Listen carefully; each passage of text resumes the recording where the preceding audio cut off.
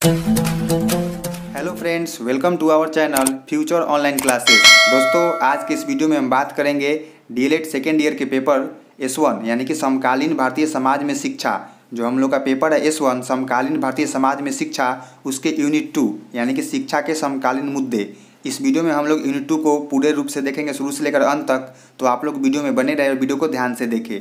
तो सबसे पहला पॉइंट हम लोग का इस टॉपिक में आधुनिकीकरण यानी कि आधुनिकीकरण क्या होता है।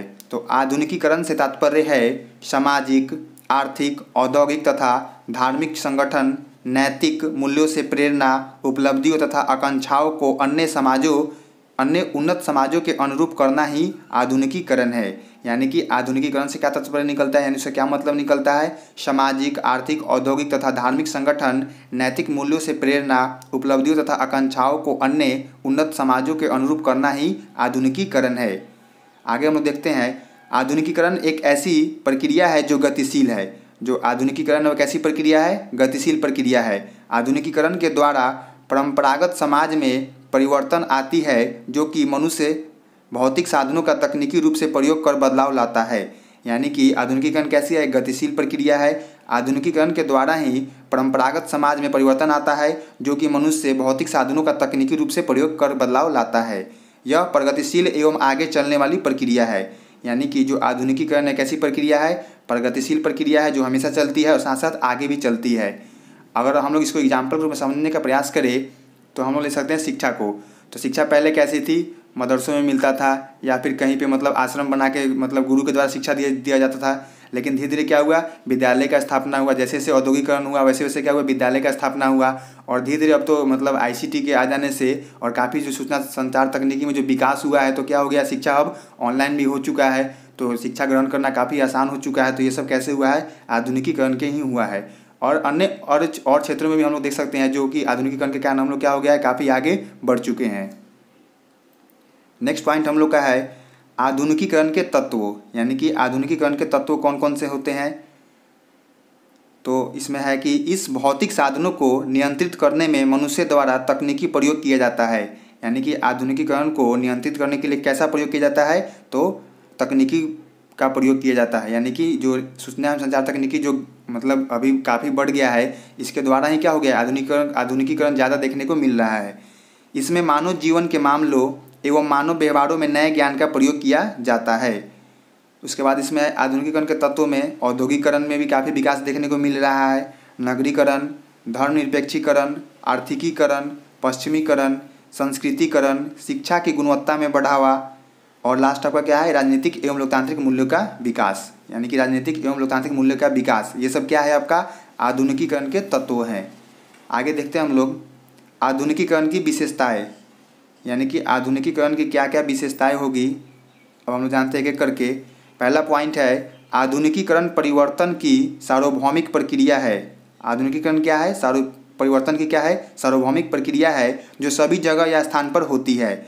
जो आधुनिकीकरण वो क्या है, सभी जगह पे होती है, सभी स्थानों पे होती है। आधुनिकीकरण विज्ञान और प्रौद्योगिकी विकास की आत्मा है। यानी कि आधुनिकीकरण क्या है, विज्ञान और प्रौद्योगिकी विकास का क्या है, आत्मा है। नेक्स्ट पॉइंट आपका है आधुनिकीकरण में नगरीकरण में वृद्धि, समानता, स्वतंत्रता तथा प्रजातांत्रिक मूल्यों का विकास होता है। आधुनिकीकरण से क्या होता है, नगरीकरण होता है, समानता, स्वतंत्रता तथा प्रजातांत्रिक मूल्यों का विकास होता है। नेक्स्ट पॉइंट हम लोग का है आधुनिकता आर्थिक तथा राजनीतिक सहभागिता में वृद्धि करती है। आधुनिकता क्या करती है, आर्थिक तथा राजनीतिक सहभागिता में वृद्धि करती है। आधुनिकीकरण में व्यवहारिक विज्ञान का विकास होता है। आधुनिकीकरण में नए विचारों को स्वीकार किया जाता है। आधुनिकीकरण में शिक्षा का प्रसार होता है।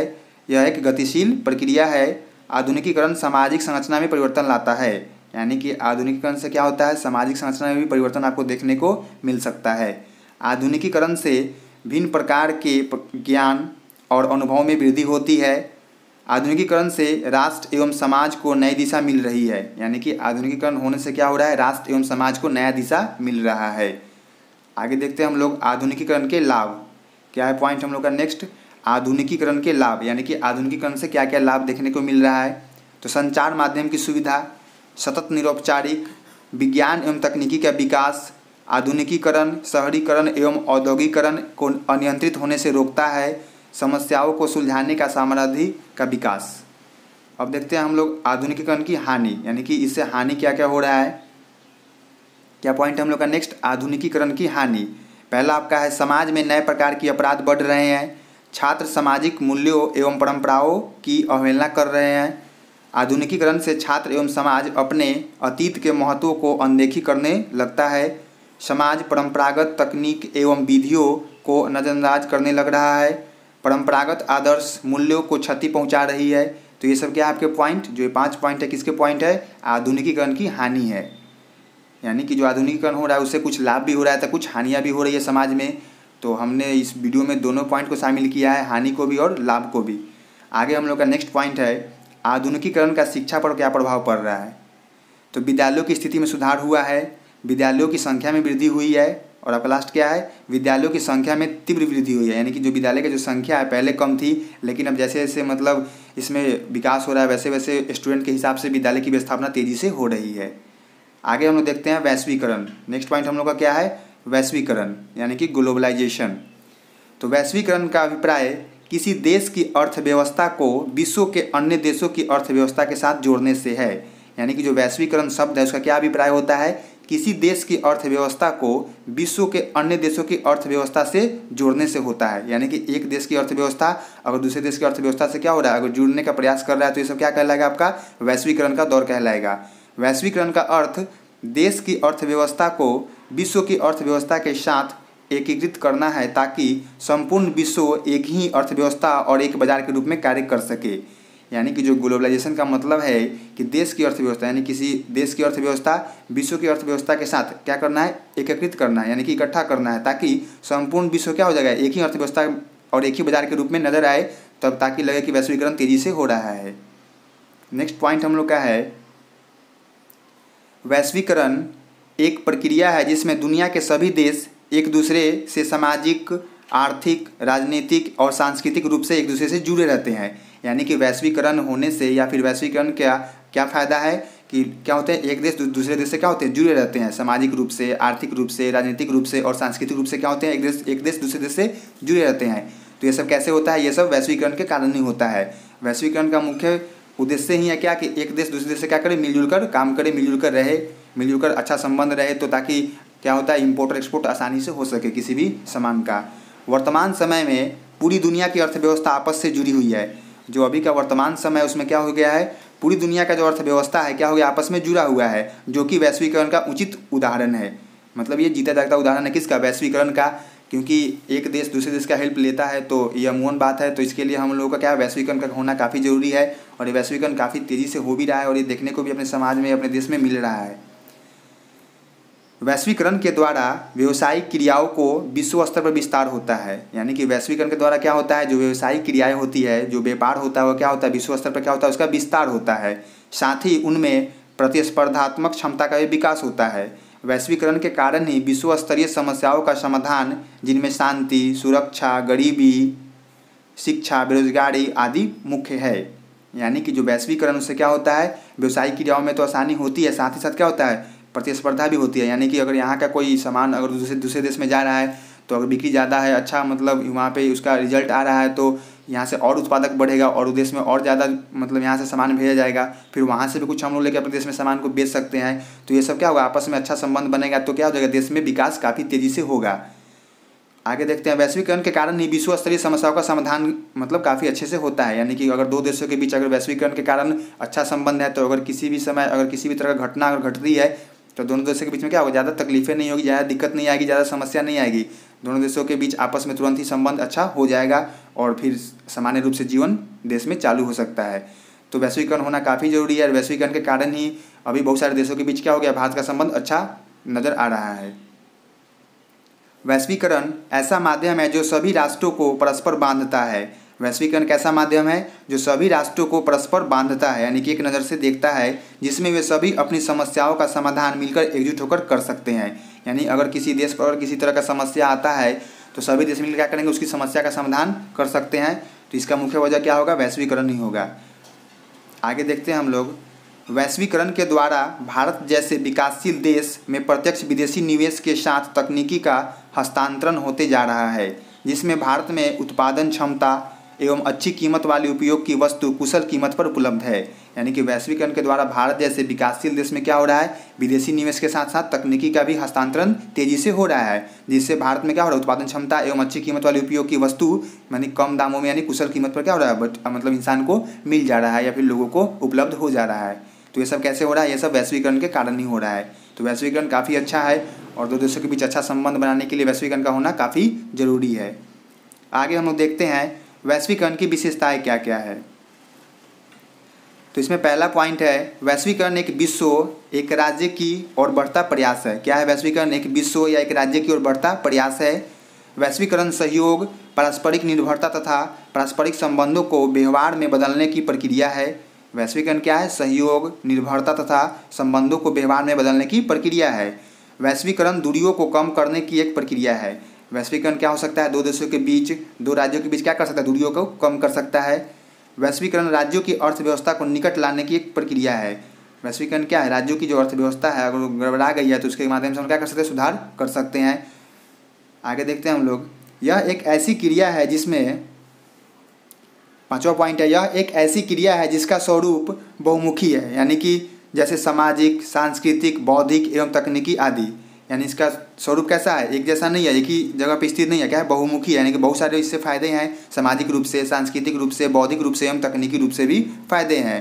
आगे हम लोग देखते हैं वैश्वीकरण का शिक्षा पर प्रभाव, यानी कि वैश्वीकरण का शिक्षा पर क्या प्रभाव पड़ रहा है। तो पहला इसमें पॉइंट है हम लोग का, वैश्वीकरण का शिक्षा पर सकारात्मक प्रभाव पड़ रहा है। कैसा प्रभाव पड़ रहा है? सकारात्मक प्रभाव पड़ रहा है। और वैश्वीकरण का शिक्षा पर नकारात्मक प्रभाव पड़ रहा है, यानी कि दोनों प्रभाव पड़ रहा है। वैश्वीकरण का शिक्षा पर सकारात्मक प्रभाव भी पड़ रहा है और शिक्षा पर नकारात्मक प्रभाव भी पड़ रहा है।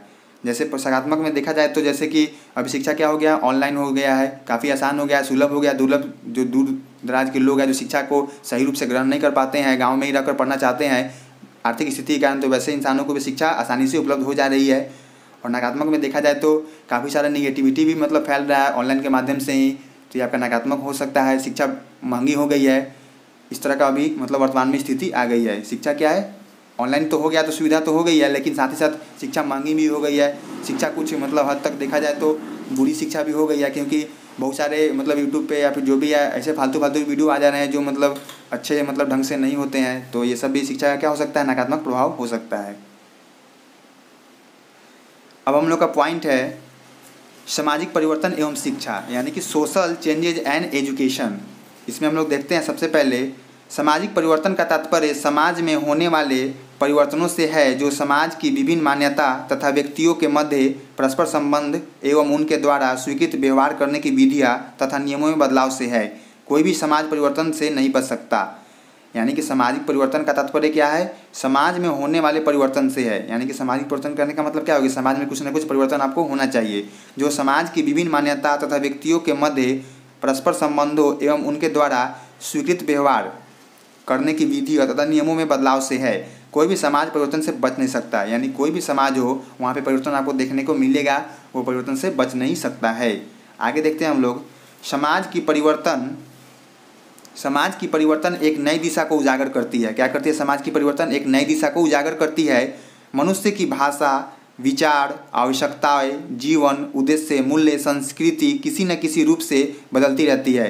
यानी कि समाज में क्या होता है? आपको परिवर्तन देखने को मिल जाएगा, या भाषा के रूप में हो सकता है, विचार के रूप में हो सकता है, आवश्यकता के अनुसार हो सकता है, जीवन जीने का अधिकार हो सकता है, या फिर जीवन जीने के जो मूल्य होते हैं उसके अनुसार हो सकता है, संस्कृति के हिसाब से हो सकता है। यानी किसी न किसी रूप में आपको क्या मिल जाएगा? आपको समाज में परिवर्तन आपको देखने को मिल जाएगा। इस प्रकार समाज के पहले की स्थिति और आज की स्थिति में आने वाला जो अंतर है या जो बदलाव आपको देखने को मिल रहा है, यही क्या कहलाता है? आपका सामाजिक परिवर्तन कहलाता है। अब हम देखते हैं इसकी विशेषताएं, यानी कि सामाजिक परिवर्तन क्या क्या विशेषताएं हैं। तो सबसे पहला पॉइंट इसमें है, खुले समाज में परिवर्तन की गति कैसी होती है? तीव्र होती है। खुले समाज में क्या होती है? परिवर्तन की गति तीव्र होती है, यानी कि तेजी से होती है परिवर्तन वहाँ पे। जबकि बंद या स्थिर समाज में क्या होता है? परिवर्तन की गति मंद होती है, यानी कि धीरे धीरे होती है। सामाजिक संगठन में होने वाले परिवर्तन समाज की सुचारू कार्य में मदद करती है। सामाजिक संगठन में होने वाले परिवर्तन क्या होता है? समाज की सुचारू रूप में कार्य में क्या करती है? मदद करती है। सामाजिक परिवर्तन का स्वरूप अस्थायी नहीं होता है। सामाजिक परिवर्तन का स्वरूप कैसा नहीं होता है? अस्थायी नहीं होता है। समय के साथ कैसा होता है? उसमें बदलाव आपको देखने को मिलते रहता है। सामाजिक परिवर्तन अमूर्त होता है। सामाजिक परिवर्तन कैसा होता है? अमूर्त होता है। सामाजिक परिवर्तन अस्थायी न होकर गतिशील होती है। जो सामाजिक परिवर्तन है क्या होता है, अस्थायी नहीं होता है, क्या होता है आपका गतिशील होता है। आगे देखते हैं नेक्स्ट, सामाजिक परिवर्तन में शिक्षा की क्या भूमिका है। जो हम लोग का सामाजिक परिवर्तन है उसमें शिक्षा की क्या भूमिका है। तो सामाजिक परिवर्तन में शिक्षा की भूमिका महत्वपूर्ण हो सकती है। देखते हैं हम लोग, मानव के द्वारा सभ्यता के विकास की प्रक्रिया में, मानव के द्वारा सभ्यता के विकास की प्रक्रिया में सामाजिक परिवर्तन शिक्षा के द्वारा ही संभव हुई है। यानी कि जो मानव की जो सभ्यता था उसमें जो विकास की प्रक्रिया थी उसमें क्या हो गया, जो सामाजिक परिवर्तन आया है उसमें क्या हो गया, शिक्षा का ही महत्वपूर्ण स्थान है या फिर शिक्षा के द्वारा ही हुआ है। व्यक्ति अपने समाज की भाषा, रहन सहन, खान पान, रीति रिवाज, मान्यताओं, विश्वासों आदि की जानकारी की शिक्षा के माध्यम से प्राप्त होती है। यानी जो समाज में रहन सहन, खान पान जो है या फिर आपका किसी का सांस्कृतिक हो गया, रीति रिवाज हो गया, मान्यता हो गया, ये सब किसके द्वारा मिला है हम लोग को, शिक्षा के द्वारा ही प्राप्त हुआ है। शिक्षा के द्वारा ही मनुष्य का मानसिक विकास होता है। शिक्षा के द्वारा क्या होता है, मनुष्य का मानसिक विकास होता है, मेंटल डेवलपमेंट होता है, तथा वह अपने संबंध में समाज एवं संपूर्ण विश्व के संबंध में चिंतन करने योग्य बनता है। यानी कि शिक्षा के द्वारा ही मनुष्य क्या होता है, उसका मेंटल डेवलपमेंट होता है और साथ ही साथ समाज में कैसे व्यवहार करना है, किसी के साथ कैसा संबंध रखना है, ये सब क्या हो गया, आपको शिक्षा के द्वारा ही योग्य आप बन पाते हैं। शिक्षा के अभाव में कोई भी नागरिक अपने समाज की आवश्यकताओं, परिस्थितियों तथा समस्याओं को उचित ढंग से समझने में असफल रहता है। अगर किसी के इंसान के पास शिक्षा नहीं है तो समाज की समस्याओं को समझ नहीं सकता है, उसका सही से समाधान नहीं कर सकता है, तो क्या हो गया, वो असफल हो सकता है। तो शिक्षा काफ़ी जरूरी है। एक अशिक्षित व्यक्ति सामाजिक समस्याओं का समाधान उचित ढंग से नहीं कर सकता है।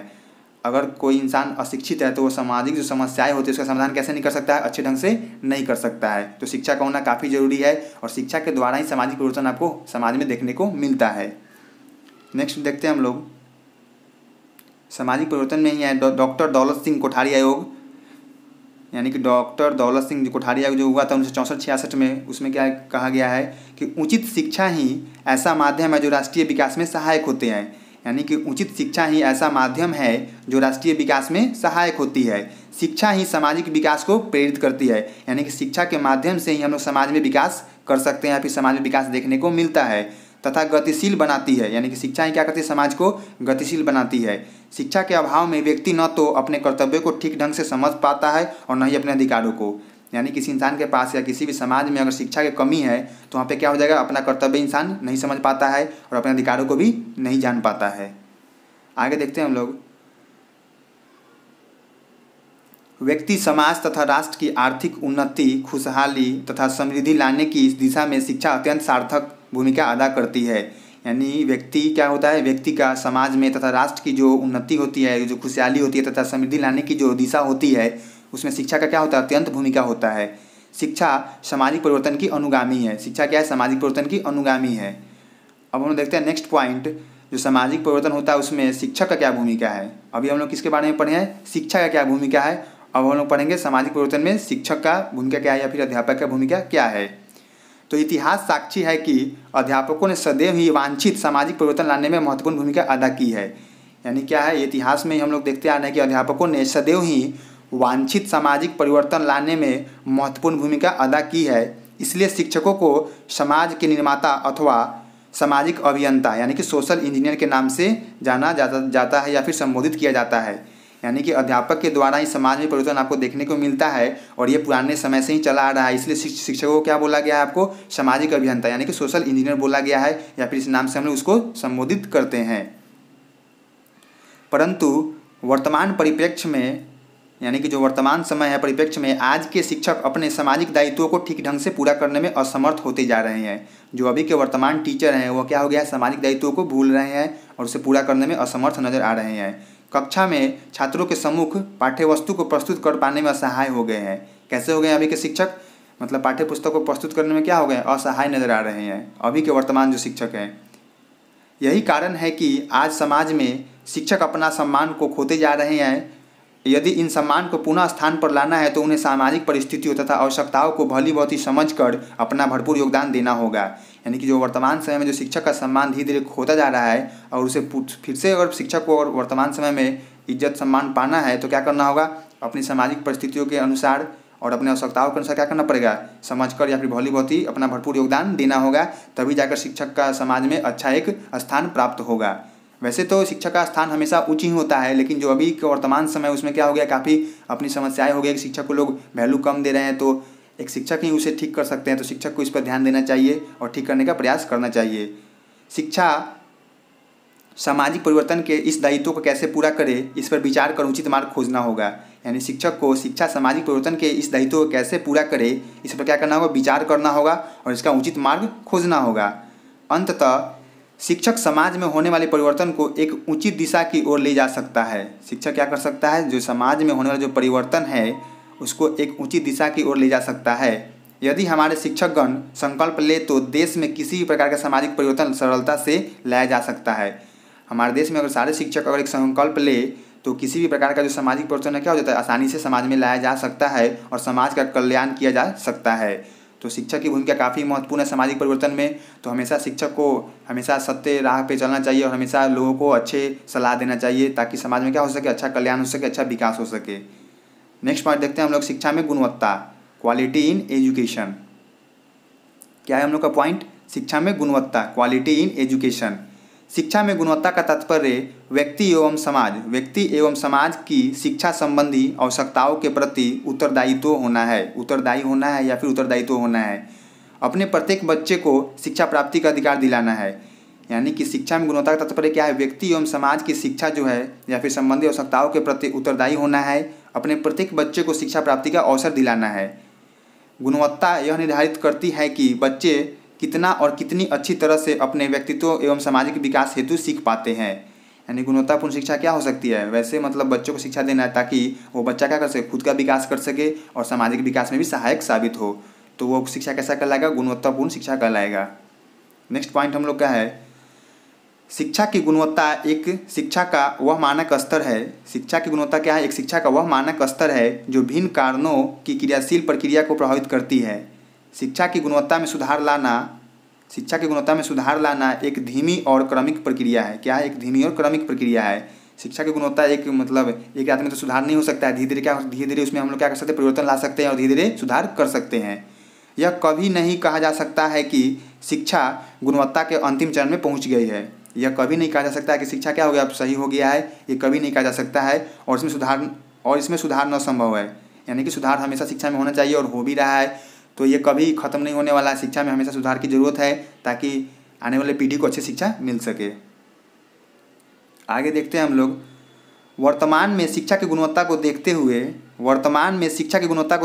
प्राथमिक स्तर तक दी जाने वाली शिक्षा में भी एक बड़ी कमी देखने को मिलती है। वर्तमान में शिक्षा की गुणवत्ता को देखते हुए प्राथमिक स्तर तक दी जाने वाली शिक्षा में भी बड़ी कमी देखने को मिल रही है।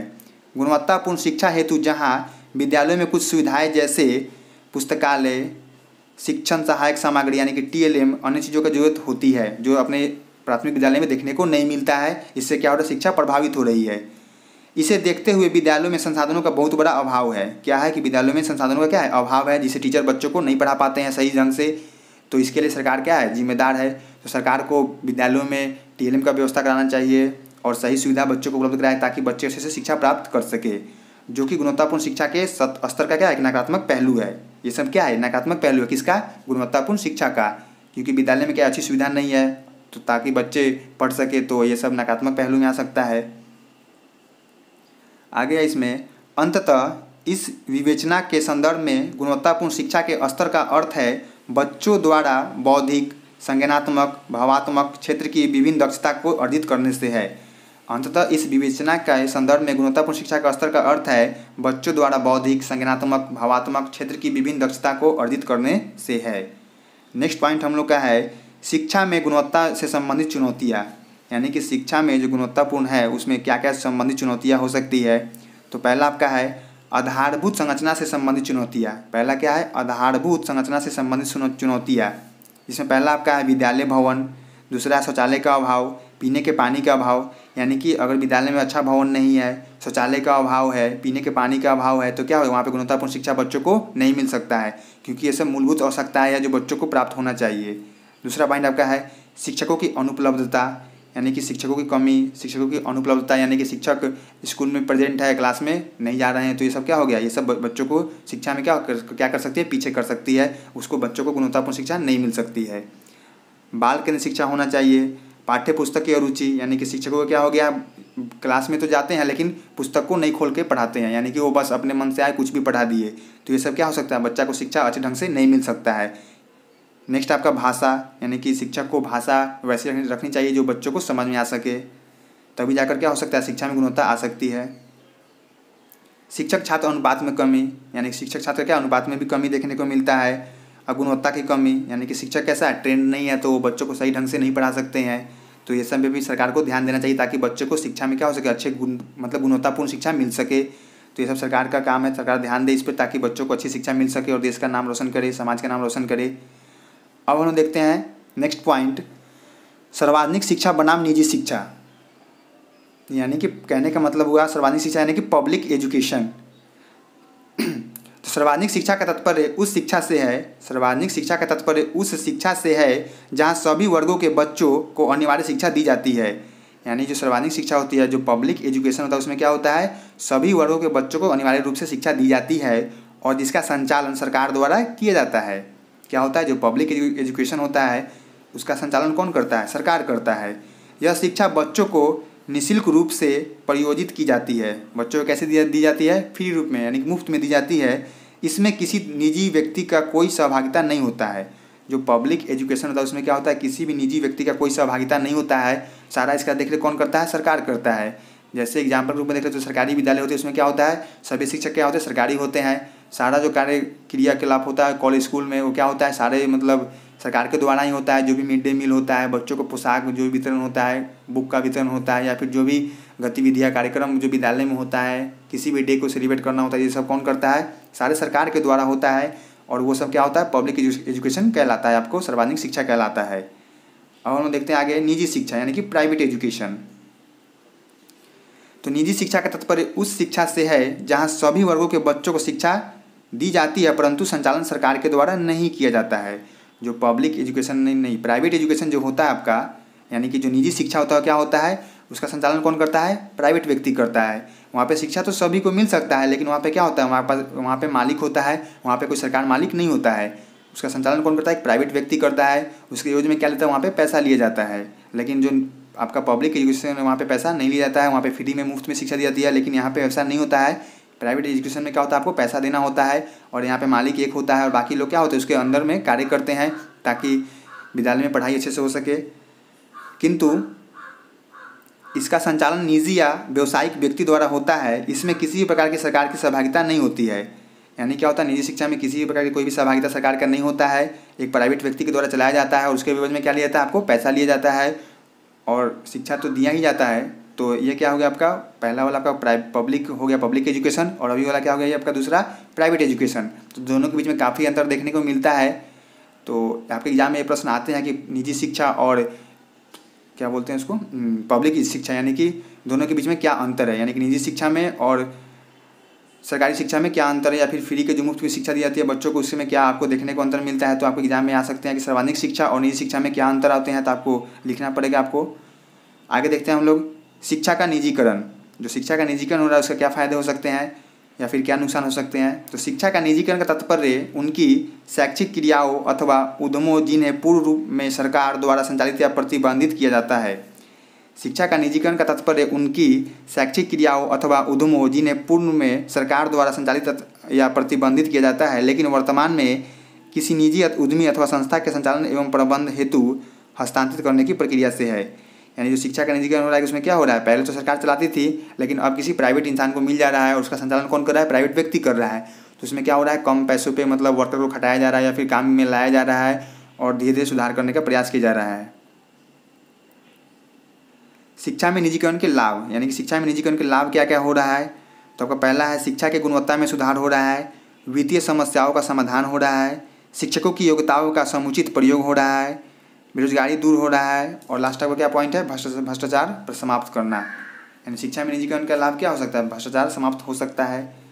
नेक्स्ट आपका पॉइंट है शिक्षा में निजीकरण से हानियाँ। शिक्षा में निजीकरण से क्या क्या हानियाँ हो रही है। तो पहला आपका शिक्षा अधिक महंगी हो गई है, अकुशल शिक्षकों की नियुक्ति हो रही है, शिक्षकों के शोषण की अधिक संभावना। अब हम लोग का नेक्स्ट पॉइंट है अभिवंचित एवं उपेक्षित वर्ग के लिए शिक्षा। अभिवंचित एवं उपेक्षित वर्गों के लिए शिक्षा। तो अभिवंचित एवं उपेक्षित वर्ग के लिए शिक्षा से यह आशय है कि वैसे वर्ग जिन्हें शिक्षा की उपलब्धि से वंचित रखा गया है, कैसे वर्ग जिन्हें शिक्षा की उपलब्धि से अभी भी वंचित रखा गया है, ऐसे वर्ग के लोगों को शिक्षा की सामान्य मुख्यधारा से वंचित रखा जाता है। यह एक सोचने वाली गहन विषय है कि ये लोग समाज की कुरीतियों का शिकार होकर वंचना से ग्रसित हो जाते हैं। क्या हो जाते हैं? वंचना से ग्रसित हो जाते हैं। ऐसे लोग शिक्षा के मौलिक अधिकारों से पिछड़े रहते हैं, यानी कि जो समाज में वैसे लोग जो वंचित है शिक्षा से, अभी भी उन्हें मौका नहीं मिल पाता है तो वो आगे नहीं आ पाते हैं और अपने मौलिक अधिकार से क्या होते हैं? हमेशा पिछड़ जाते हैं। अभिवंचित वर्ग के लिए शिक्षा बहुत मायने रखती है, क्योंकि शिक्षा ग्रहण का अधिकार हर वर्ग के व्यक्ति को है। यानी कि अभिवंचित वर्ग के लिए शिक्षा बहुत मायने रखती है, क्योंकि शिक्षा ग्रहण करके ही वो अपनी क्या कर सकते हैं? आर्थिक स्थिति सुधार सकते हैं, या फिर अच्छी शिक्षा ग्रहण करके ही वो आगे बढ़ सकते हैं, समाज में अपना दायित्व को दिखा सकते हैं, अपने पावर को भी दिखा सकते हैं कि हम ये चीज़ भी कर सकते हैं और उन्हें मौका मिले तो क्या हो सकता है कि अगर उन वर्गों के लिए शिक्षा उचित स्थान शिक्षा प्रदान की जाए तो सामाजिक परिवर्तन में अधिक अहम भूमिका अदा करती है। अगर ऐसे भी वर्गों को शिक्षा मिले और वो शिक्षा में अच्छा करे तो क्या हो सकता है? सामाजिक परिवर्तन में आपको अहम भूमिका अदा कर सकते हैं।